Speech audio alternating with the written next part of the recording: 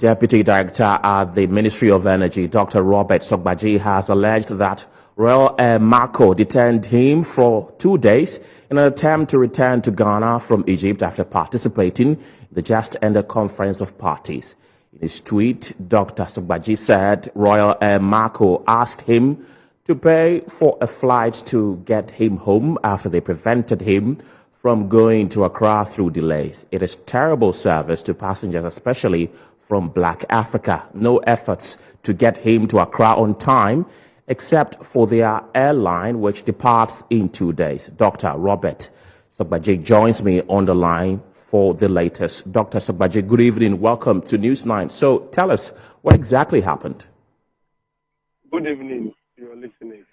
Yes, once I was coming from COP27 from Sharm el-Sheikh, when we arrived in Cairo, the Royal Air Maroc delayed our flight to Casablanca by over 1 hour. So, and my transit time in Casablanca is about, I think, 1 hour 30 minutes. So, when we arrived in Casablanca, the plane flying to Accra the gate was already closed because it was just 5 minutes to departure. So they said I couldn't, join the plane. So there I asked them that, okay, I can see that Air France can get me to Accra, but then that it will be later in the day. So they should book Air France for me. And they said they cannot book Air France for me. And even before they took that decision, one of them asked the other person in French that what passport was I holding before they could answer to my request.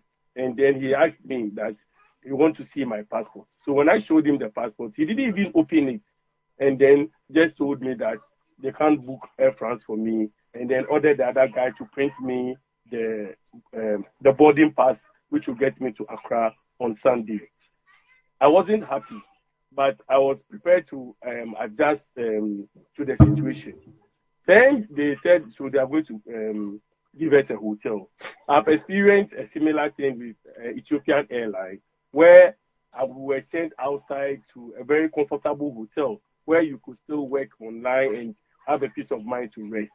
But this one, the hotel was in the airport, and it was made of cubicles, and that room could only fit one student side bed, mattress.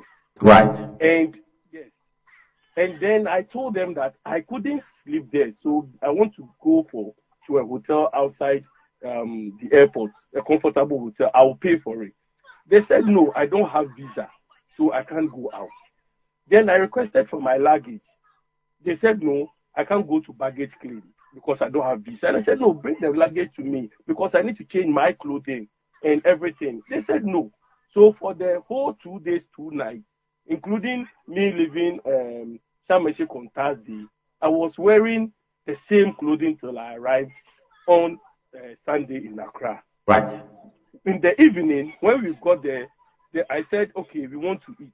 Please, welcome. They said the voucher that they give for food was at 10 o'clock. We have arrived after 11, so they don't issue vouchers. So I had to go upstairs and buy my own food.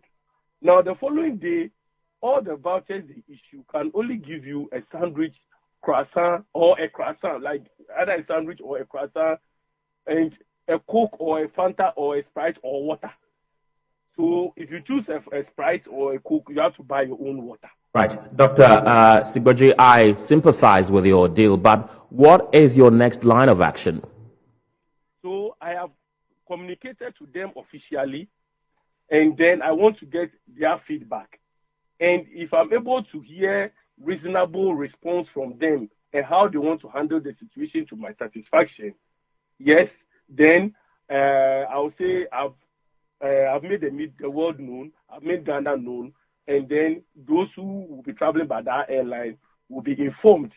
But if this issue is not solved the way that everybody will be satisfied, yes, I'll have to escalate it and move it to the highest possible place where I can move it. Now, quickly, before I let you go, do you think this had anything to do with the fact that you are black? Because you did state that Black Africa. Do you think it could be a reason?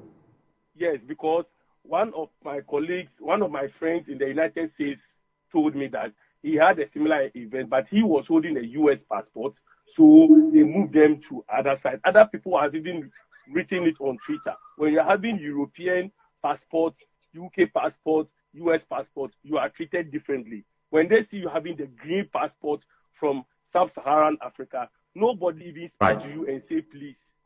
They talk to you as if they own you. And when you want to protest, one guy rushed from the table and came to stand in front of me in a way whether he wanted to punch me, I don't know, because I was complaining that I wasn't comfortable. Once again, sorry very much for going through what you went through. Thank you very much.